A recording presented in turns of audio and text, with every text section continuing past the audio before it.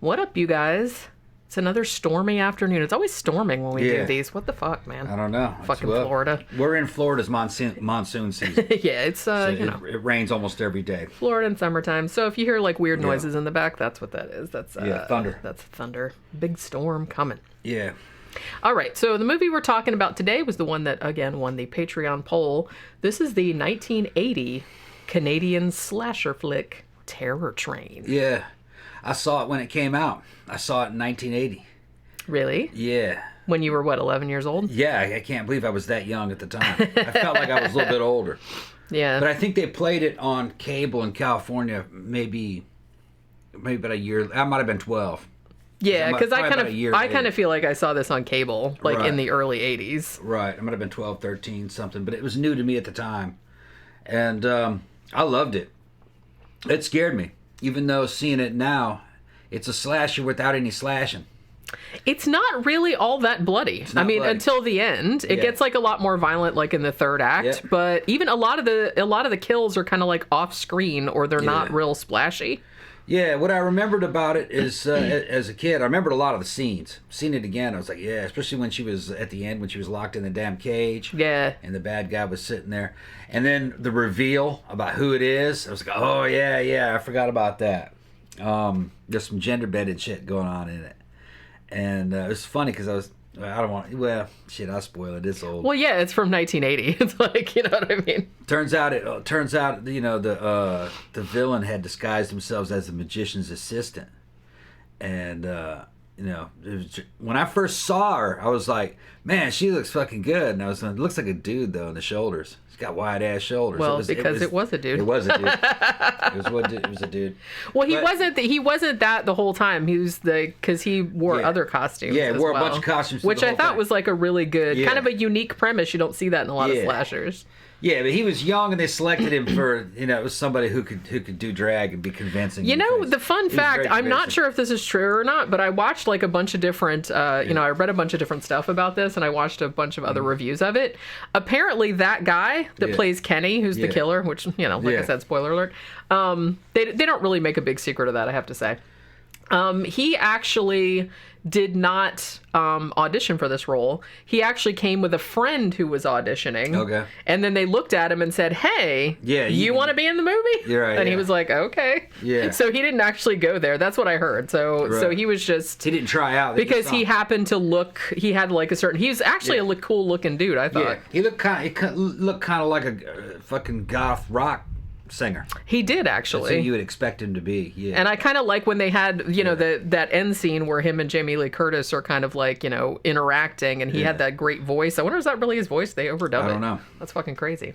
But yeah, so this was actually the directorial debut of Roger Spottiswoode, who would go on later to he did Turner and Hooch. He did Air America. He did one of the Bond movies. I think it was Tomorrow Never Dies. Okay. So this was his first movie. And this is, like I said, this is 1980. It's Canadian. And basically what they wanted to do was Halloween on a train. That's how they pitched it. And the fact that they actually got Jamie Lee Curtis to be in this, who was also in Prom Night, which was another Canadian slasher, and I think it came out the same year as this. So they actually got her in it, and they got David fucking Copperfield. Yeah, David fucking Copperfield. Yeah, when they showed him, I was like, no, is that him? I said, yeah, that is him. I forgot that he was in it. I forgot that David Copperfield was in it. And if you knew anything, you knew the culture of the time. David Copperfield was the magician that your mom and all your aunts were all lusting over. All right, he was like a fucking heartthrob back in the day. He's pretty young in this. Yeah. I don't know if he was super, super famous in 1980. I can't really remember. Oh, hell yeah, he was huge. He was huge. Because I remember seeing like a lot of his shows on TV, but I think that was more like mid to late 80s. It was huge, at least in California. I mean, he was hanging out at the Magic Castle and shit, so he was well known in California. All women liked him. Yeah, because like I said, he's pretty young in this. Yeah. Now, I think he's been in other movies, but I think this is the only movie that he was ever in where he wasn't playing himself. Yeah. But they don't name him in the movie. He's just called The Magician. Right. And they kind of put him in there to, one, like, do his act when there was, like, not much going on in the movie, which I thought was kind of neat, but also to act as sort of like a red herring, like, oh, maybe he's the killer. I was like, when that would have been really funny if they'd made David Copperfield the killer, but... No, it was the assistant. Well, yeah, and it was the assistant who was... But like I said, this is almost kind of like...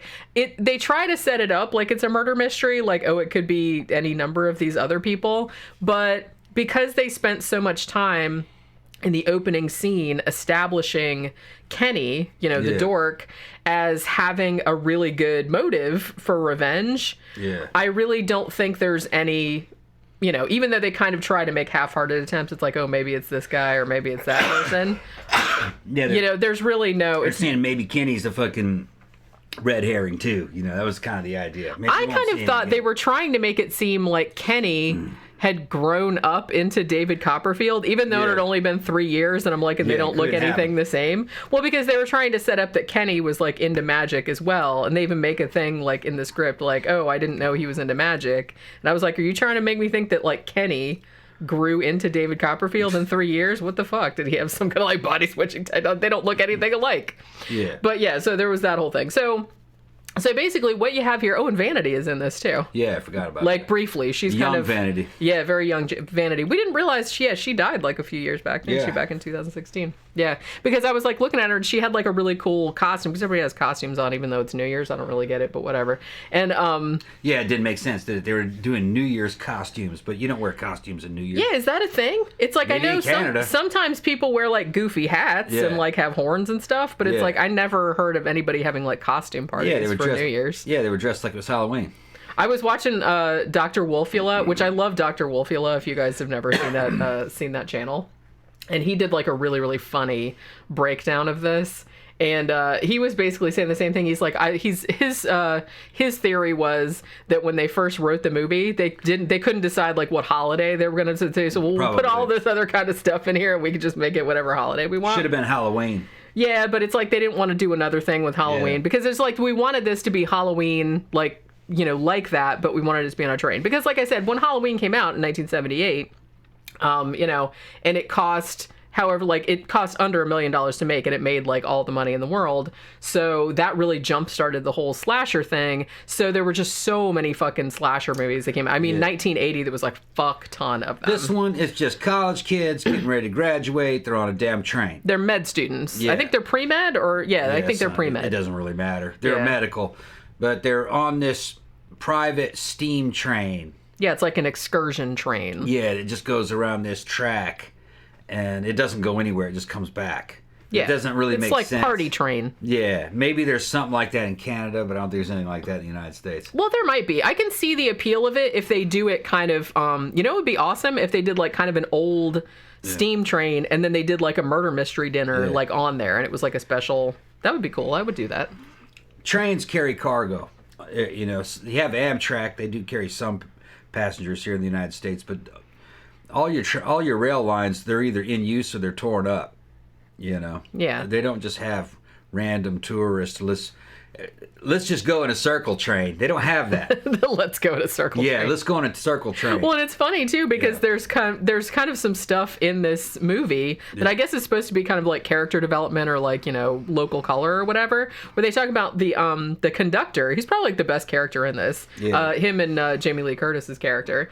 And he's the conductor and he kind of talks about, I think he's played by Ben Johnson, I think is that actor's name. He's always in westerns. He's like a big he's known for a lot of westerns. Yeah. And he's actually like a real like nice like avuncular type of character. And there's like a couple of scenes where he's talking to the other dudes on the train like about how trains are on the way out and he's like you can keep working on these crappy trains, I'm gonna be on the Concorde and all this other kind of stuff. And then it's just like I don't know, it's just like a really weird thing to put in the movie. Trains were going out.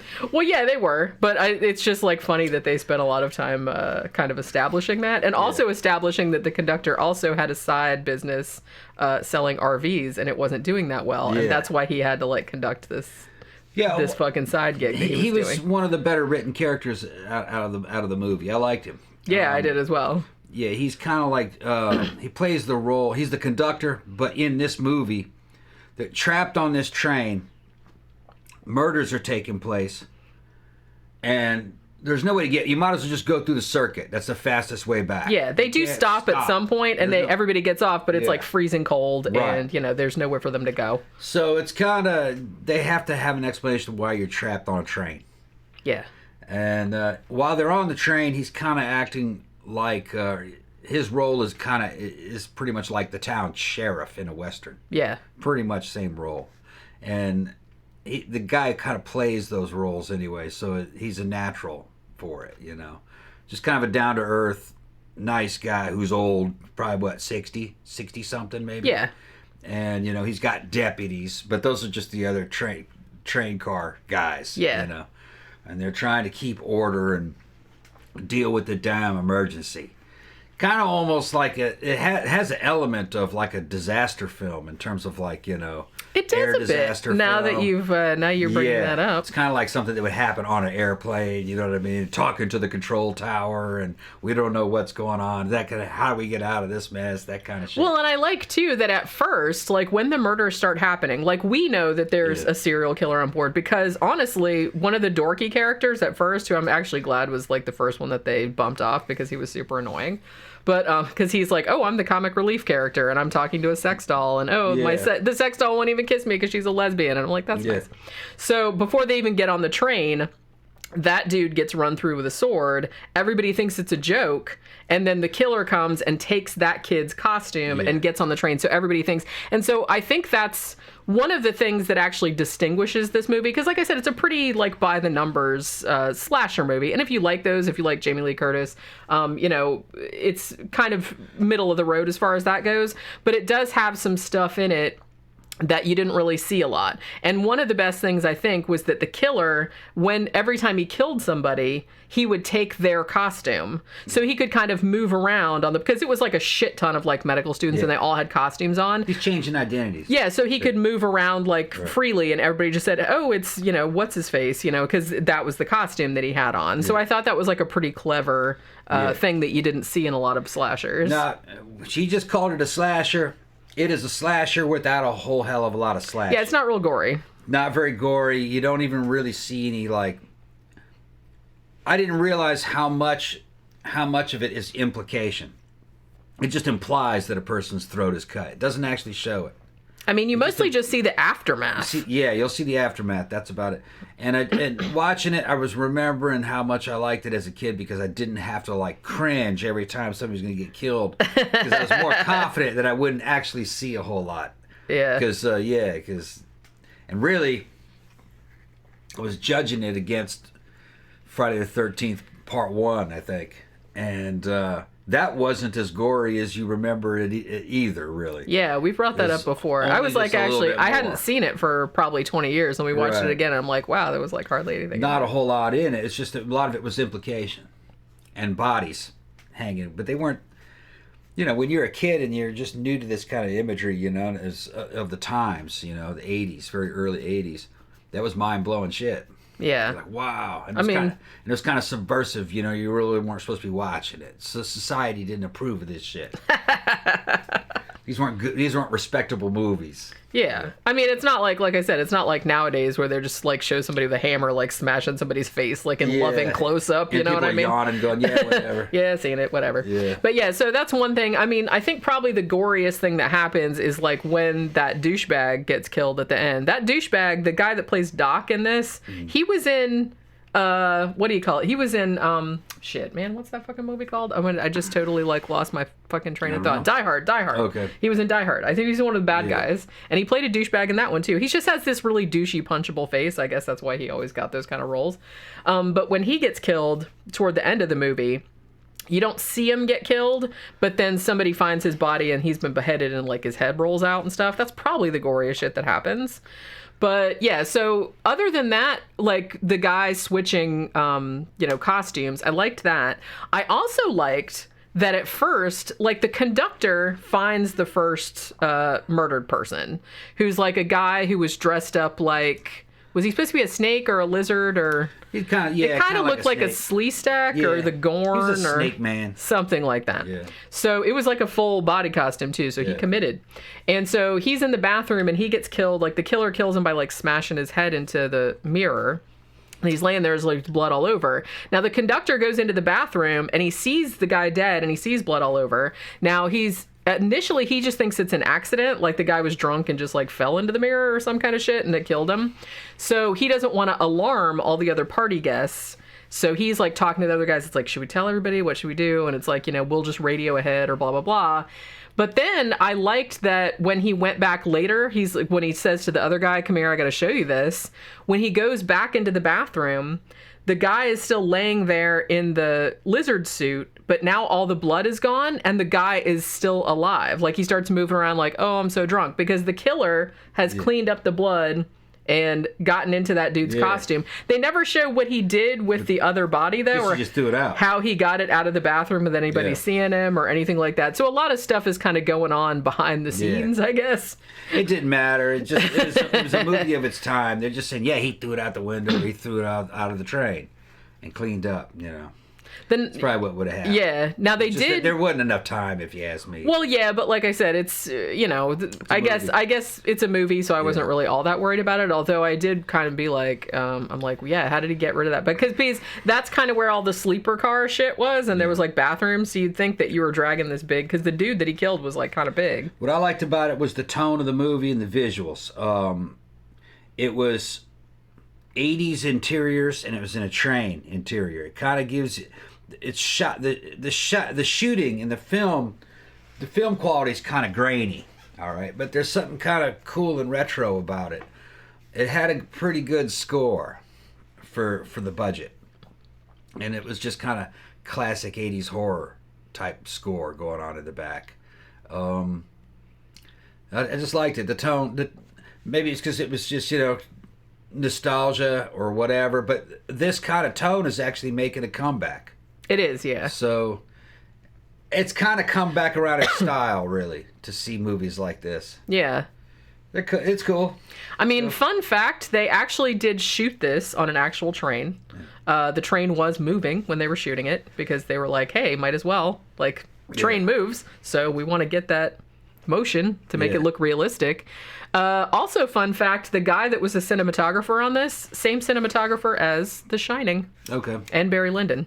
So he worked with Kubrick a lot. So that's why a lot of the shots, because when, like, a couple of the shots, particularly like the long shots of some of the train cars, and they have like really dramatic lighting and stuff, I was just like, ooh, that's a nice shot. So that's why. It was like, it was somebody that knew what they were doing. But what they had to do, though, was they used an actual train, which must have been a fucking nightmare to film, because they're kind of confined, just because there's like a million fucking actors in this, and then there's like the crew and everything. They had to change out all the lighting in the train, because obviously the train, it wasn't bright enough for the film, so they had to go in there and like rewire the train so they could get like all the bright light in there. But it is actually shot in a real train. So like I said, what you have at the beginning is there's like a little bit of a prequel, which is like 3 years earlier type of thing, and they show why the killer decided he was going to kill all these motherfuckers. So what they do to him, and this is pretty shitty. I mean, I can't blame the kid, I gotta say. So they're all medical students, like I said, and this one is kind of like a scrawny dork with yellow underwear, which is a little upsetting, which you get to see. So, that's something to look forward to. But yeah, so they do a prank where I guess all their pledges, you're supposed to get laid and then you can take the beanie off or whatever. I don't do frat things. But so they get Jamie Lee Curtis's character, who I think her name is Alana, and they get her to like lure him into this room, like with the promise of getting laid. And then she kind of like sits behind this thing and like talks to him, and they have this all like shadowy thing on the bed and everything. Then it turns out he gets all up on the bed with who he thinks is Jamie Lee Curtis, except it's a corpse. Yeah. And it's an all like pieces and stitched together corpse. Yeah. So funny. Got it from the medical lab. Med students. Yeah. They're sociopaths. Yeah. But well, they said you have to get used to this if you want to be, in the medical field. That fucking dude's handing out dead hands to people and shit. Yeah. So it was just part of their business. But so that understandably like upset Kenny. Yeah. And then he started. Now, see, I don't know if he just started spinning around because he was spinning around, or if he got caught in the ceiling fan. He got caught in the ceiling fan. Okay, he got caught in the ceiling. That's what it looked like. And then after that, you find out, like, they jump ahead 3 years, and you find out that kid, like, from the trauma, he got sent to, like, a mental hospital or whatever. So as I said, since they spent so much time, like, setting that up, you know that Kenny's the killer. You just don't know where he is. You don't know where he is because the costumes keep changing. And like I said, I totally did not remember him being the magician's assistant the whole time. Because like I said, they're trying to set it up like David Copperfield is the killer. Because there's a couple lines in there where the conductor says, wait, I didn't think anybody hired a magician. So you're thinking David Copperfield just like poofed onto the train and decided he was going to kill everybody. Yeah. But David Copperfield gets killed too. But in his own trunk with his own swords. The movie kind of has late 70s, early 80s sexuality to it, which is tacky, and then I like it. It's tacky, and I like it. Yeah. The girls are kind of slutty. There is some, the boys are also very slutty. They're letting you know that clothes will come off.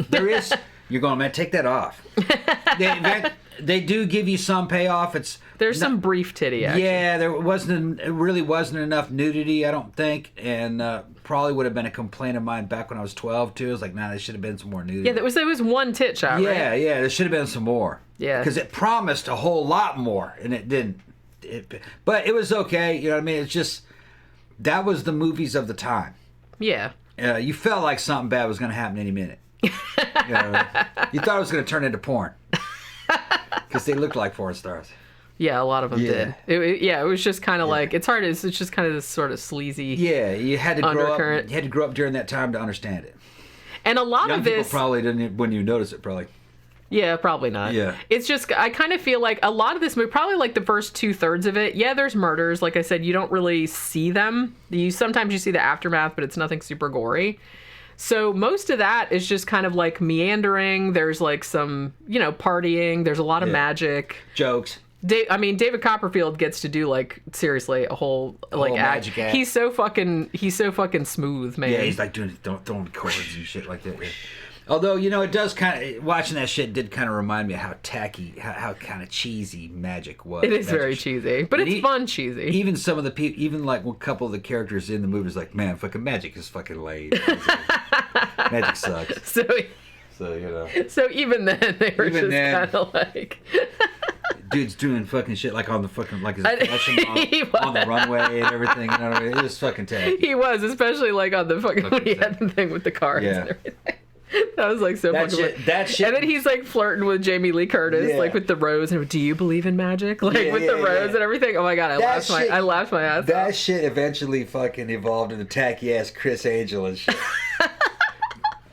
Pretending to be run over by steamrollers and shit. You're like, man, come on, this is special effects. You're on TV, man. This is a setup. Yeah, it's not quite as impressive like when you don't see it in person because they could be doing anything. The last magician that I liked would have been David Blaine. Yeah. Because he at least did some Daredevil type shit, like get into a sphere of water just for like, a week. It nearly killed him, fucked his kidneys up. Yeah. Or just standing there on top of a damn pole, fucking 5 stories up. Did that shit for how long? About 3 or 4 days? God, it was a long time. Yeah, just standing there. I was like, yeah, no thanks. Yeah. Glad you're doing it, because I'm not gonna. He had a colostomy bag or something. Well, I hope so. What's he doing? Just pooping in his drawers? Yeah, what the hell? Gross. Man. He must have been fully hydrated and just had a catheter in. Fucking. Can you imagine having to go up there and get his ass down from there? He must have smelled so bad. There, yeah. Nobody thinks about that, do they? It was a trick. He was prepared to be up there for a while. I feel like standing. Can you imagine he couldn't sleep? If it was me, I would just like go woo-doo-doo, and then I'd go up there and everything, and then I'd have like an extremely lifelike wax figure of me, and then just go boop and put that up there, and I'm gonna go home and go sleep on my couch. He had himself trapped in a fucking cube of ice. You could see I remember that one too. Yeah. And just on the fucking street in New York, I think it was, in the fucking ice.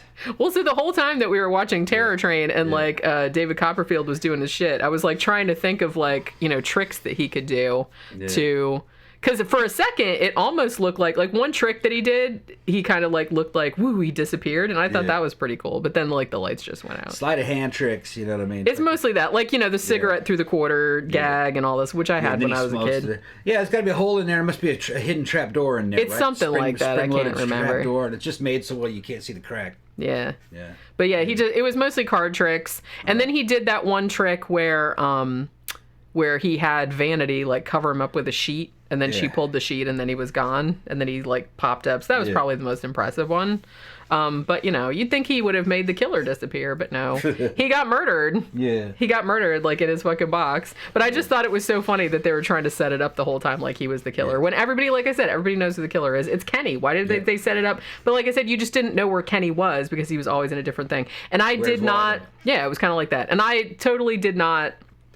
Well, I wasn't really paying attention to the assistant, which I guess was, that was a good thing that they did in the movie, was they had enough, sort of distraction from the assistant, like the magician's assistant, that you didn't like necessarily think that was Kenny, like sometimes. So when he pulled the wig off at the end, like with the, I was just kind of like, oh shit, okay, I gotcha. And also I liked, like I said, the last third is probably the best, like where he's chasing, where he kills the douchebag. And then, like, with the head and everything. And then he's chasing Jamie Lee Curtis through the train. And she's, like, in the cage and poking him with the fucking, that spike thing that you put all the notes on. When she's, like, poking him in that. And she's all covered with blood. And he's trying to strangle her and shit. And then the fucking conductor comes in and, like, whacks him in the side of the head with a shovel. And, like, knocks him off the train. And then he falls off the fucking bridge and into the fucking ice. And then the movie just ends. Yeah. I like that they just didn't even fuck around. They're like, yep, he's dead. It's over. Well, that was, there's a climax. That's resolved. We don't need any further. I remember that end when it happened again. I remembered it as a kid. And not only did his body fall, the head fell with him. Somehow he got decapitated. That was a really sharp shovel, I guess. Yeah. Wasn't it? Well, because I feel like when it hit, I thought it was like a shoe hit. So I didn't know if it was his head or if it was his shoe. It was okay. the head. So I guess that conductor was like so badass that he just knocked his head off with the fucking with the shovel. Pow! Yeah. And then they're just going to sweep it all off the train, getting rid of the trash. There we go. Although I felt kind of bad for Kenny, because like I said, they did some like fucked up pranks on him, so you can't really blame the kid. He looked good in drag. He did. Well, like I said, he was a good looking dude. I can see how like when he came into the auditioning thing and they were just kind of like, oh, that guy, because he looks like a star. You know what I mean? Like his face, like he really looked like. As soon as you see him, he looked like he'd be the lead singer of like a really cool goth band, like better looking than Peter Murphy. He'd have made a better Peter Murphy. He was a really good looking dude. And like I said, if that was his real voice, he had like a cool voice as well. You don't really get to hear much of it because he's like talking. Yeah, he had kind of in a way, kind of a fucking tough look for not having a masculine face. He still kind of looks sinister. You'll see him if you watch the movie. Yeah, he's cool looking dude. Yeah. And like I said, I don't even know if he was in anything after this, but you know what I mean. But this is definitely worth watching if you like slashers of this era, if you like magic. If you like David Copperfield and you want to see David Copperfield on a train, like doing really, really cheesy magic tricks and flirting with Jamie Lee Curtis, it's kind of hilarious. Then definitely. And of course, Jamie was looking hot as ever. She was looking cute. She was actually the best part of this. Her and the conductor characters were my favorite. Yeah, they basically carried the movie. Oh, yeah, big time. Because the rest of the characters are not super likable. Yeah, and they're kind of forgettable, and you're just like, kill them, whatever. They're kind of generic. Generic jocks. There's like 3 generic jocks. Yeah, they were just like douchey frat boys. Yeah. And, so you were just kind of happy to see them get killed. But that's how like a lot of slashers are, though. They were just dicks. Yeah, they were just dicks. Yeah. So, no one felt bad. Yeah. So it's on Shudder. We watched it on Shudder, yeah? I think Shudder just added it not too long ago. Yeah. And it might be on some other streaming services, too. I'm not sure. But if you have Shudder, you can totally check it out on there. So, if it sounds like your kind of thing, then go fucking watch it. Mm-hmm. Or don't. I don't care. No, just kidding. All right. We'll see you guys on the next one. Bye.